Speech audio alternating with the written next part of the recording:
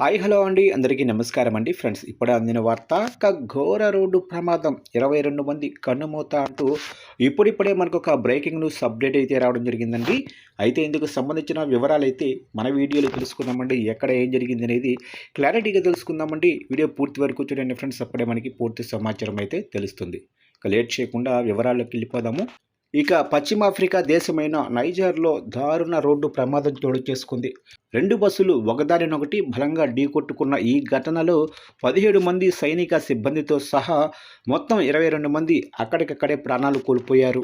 ఇక ఈ ప్రమాదంలో మరొక 37 మంది తీవ్రంగా గాయపడ్డారని, వారిలో కొందరి పరిస్థితి కూడా విషమంగా ఉందని స్థానిక అధికారులు వెల్లడించారు. ఇటీవలే తమ శిక్షణను విజయవంతంగా పూర్తి చేసుకున్న సైనిక సిబ్బంది ఒక ప్యాసింజర్ బస్సులో ప్రయాణిస్తుండగా ఈ ప్రమాదం జరిగిందని అధికారులు తెలిపారు.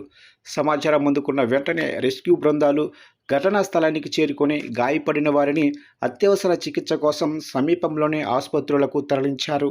ప్రమాదానికి గల ఖచ్చితమైన కారణాలను తెలుసుకునేందుకు అధికారులు కేసు నమోదు చేసి సమగ్ర దర్యాప్తు ప్రారంభించారు.